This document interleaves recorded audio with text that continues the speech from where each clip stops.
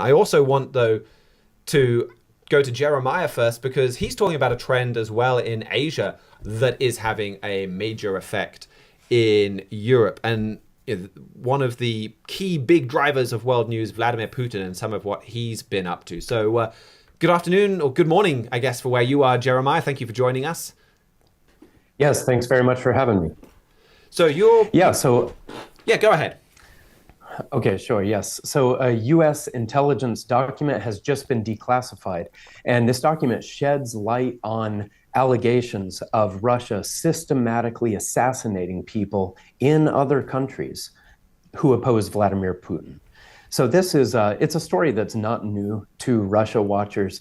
The rates of Putin's critics who die by, poisoning Falling with out windows? polonium, or yes, falling out of windows, or all kinds of other mysterious deaths are incredibly high. It's almost become a joke at this point, just a morbid joke, because so many people die by these bizarre methods after they criticize or oppose Putin. So the broader story here is really not new, but the newly declassified documents do provide new evidence of the Kremlin's fingerprints all over some of these high-profile killings, and specifically of Vladimir Putin's role in ordering those assassinations. The document highlights the case of one of Putin's enemies named Zelimkhan Yandarbayev. He was the former head of the Chechen Republic of Ichkeria until Putin ordered his death. His assassination happened in Qatar. And then the document also highlights the case of a Putin critic named Alexander Litvinenko. He was in a hotel in London, actually, when some of Putin's agents tricked him into drinking green tea that had been laced with polonium-210. So Litvinenko, just a really tragic case there. He spent about 2 weeks in the hospital as his body slowly broke down from this vicious poison until he died.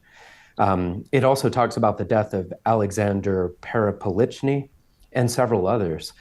Now, the document that was declassified, it is a little bit dated, having been written back in 2016, so it doesn't discuss any of the more recent of Putin's assassinations. But this overall trend of Putin's ruthlessness and evil, it is something that the Trumpet has been watching for many years. Back in 2017, our editor-in-chief, Gerald Fleury, he wrote an article that says, Putin is not just an authoritarian leader. This is a man with beastly power and with a beastly desire to rule the world. He is a vengeful, monstrous friend of the devil with all sorts of anti-God policies. He is steeped in secrecy, deception, manipulation, aggression, intimidation, coercion, and force. And there's far more about him that we do not know. End quote. So, Mr. Fleury wrote that article there back in 2017, as I said, and he said that there was far more about Putin that we didn't even know at that time. And here we have this newly declassified intelligence published this week that does fill in some of what we didn't know before. This fills in some of the gaps and provides more evidence for what before was really only conjecture, just speculation that these were targeted assassinations ordered by Putin, but now we see his direct role in these killings that are happening outside of Russia. And of course, the events in Ukraine since that article was written also give us more abundant evidence of Putin's, what Mr. Fleury termed anti-God policies. So this article, it was from 2017, but it remains as relevant as ever now, and actually I think takes on quite a bit of renewed relevance. And we can leave a link to that in the show notes for today's episode. It's called "Should Donald Trump Trust Vladimir Putin?" Thank you for that, Jeremiah. And I think this is another example of where we've seen a lot of fulfilled prophecy, where that article will go through and you could read that, and it talks about how Vladimir Putin is mentioned in the Bible as a prophesied Russian leader in these end times. And Mr. Fleury made specific forecasts about that during it was the mid-2010s, if we're going to call that decade that. And he talked about where you're going to see Vladimir Putin invade more former Soviet countries. And we've absolutely seen that. We've seen more of that character, like you said, from him. I mean, Georgia has been very much in play all week with various different protests in the parliament, and a lot of trying to, that looks like they're trying to kind of steal the election potentially in Georgia, and well, there's all kinds of allegations. And I think this is a big part, another big part of the story that Mr. Fleury has talked about is, okay, he himself is prophesied, but also that fear of Vladimir Putin is going to bring some major changes in Europe. That's something he's been saying for 10, 15 years. And I think this is where it ties into what Mihailo just talked about. Europe, the refugee crisis of Syrian refugees flooding into Europe, that brought about massive changes. Like if I'm a European prime minister right now, I'm terrified because of what is happening in Syria.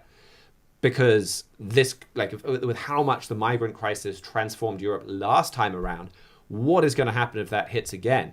But then this fear of Russia is another big thing. And you mentioned he's shadowy. He operates behind the scenes. There's maybe things that we don't know and that we find out years later. That does spread a lot of fear. This week, one of the big talking points for Europe-Russia relations and news is this DHL plane that crashed into somebody's house in Lithuania. And we had a story. There was a story a few weeks ago where Russia was apparently caught, or someone, probably Russia, was caught practicing blowing up DHL shipments. And they thought it might be a test run to detonate a shipment on a DHL plane, basically to carry out a terrorist attack. One of these shipments was discovered in Leipzig. Now you have a DHL plane that takes off from Leipzig and then crashes. That has a lot of people questioning, was Russia behind this? Was this some kind of accident? Was this some kind of Russian terrorist attack? Now, the latest that we're getting from the Lithuanian authorities is they're saying, well, no, we don't think this was sabotage. There's no sign that this was sabotage. This looks like it was an accident. I mean, if that's the case, it could be a coincidence, but coincidences happen. We do get that.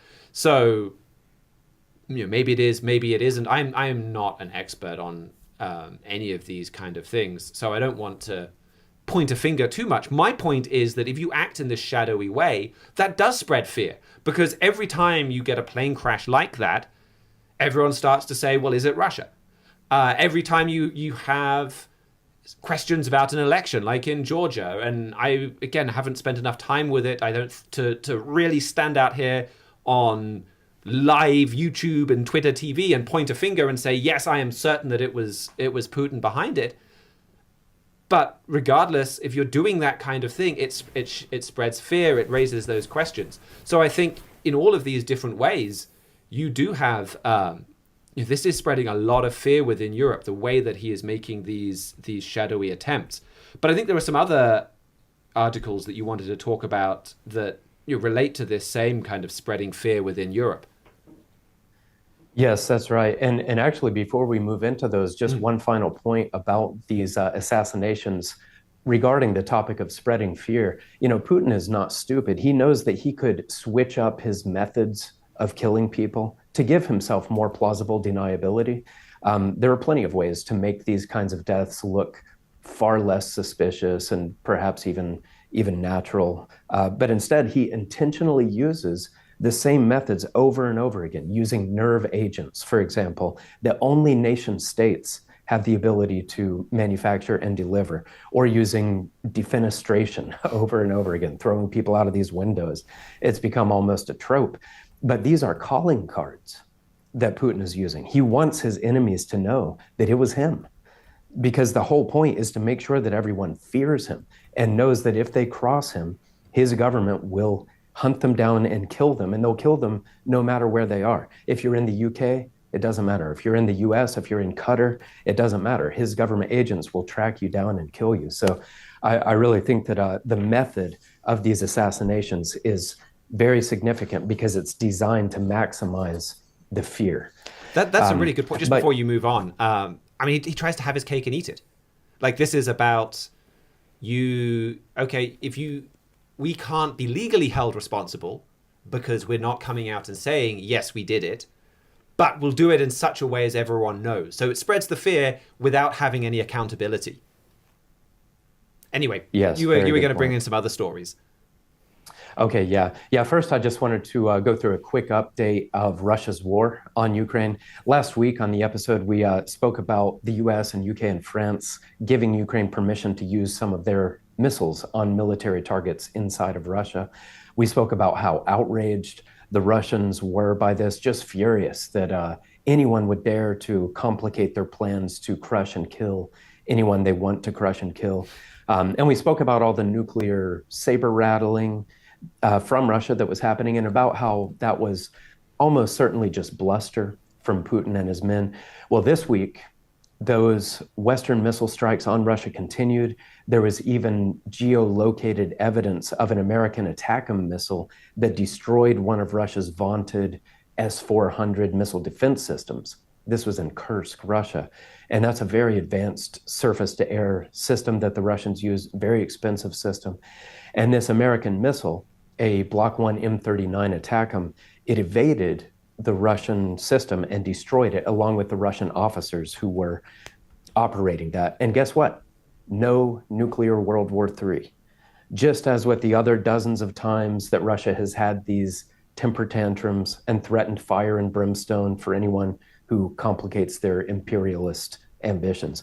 And then there was also a Russian airfield that was destroyed in Kursk, along with the warplanes that were there, apparently. So all of that was bad news, of course, for Russia. But at the same time, inside of Ukraine, the Russians continued to make gains this week, pushing incrementally deeper into Ukraine, especially around the Kharkiv region. And then Russia also managed to retake more of its territory in Kursk, Russia, where the Ukrainians have occupied territory there. So these gains, they are coming at a stunning cost to Russia in terms of manpower, but Putin is willing to withstand these soaring losses in order to improve his position as much as possible before Donald Trump takes power in the US in 52 days. And then Russia also made another of its massive attacks on Ukraine's power grid this week. This was on Thursday when Russia launched more than 200 missiles and drones at different parts of Ukraine's power grid, and several of these struck their targets, and apparently millions of Ukrainians are now in the dark and in the cold from that. So the war rages on, and the suffering for many, many people continues. Next up is a quick story, a little bit of good news out of China. This is about 3 American citizens who had been imprisoned in China for several years each on what were almost certainly false charges, fabricated charges. And on Wednesday, just in time for them to make it home to the US for Thanksgiving, they were released. So they have been reunited with their families after years of wrongful detention. So it is some good news, but on the other hand, we don't yet know what the US gave to China to secure the release of these 3. So, it's great to have them home, but you have to hope that the release didn't happen in an asymmetrical way that could weaken America's national security, as we see with a lot of prisoner exchanges and things like that. So we'll keep an eye on that for additional details to be published. Yeah, it's hard to know. It could be, I wonder, maybe it's to do with, they see Donald Trump and his terror threats, and they're responding already to try and avoid that.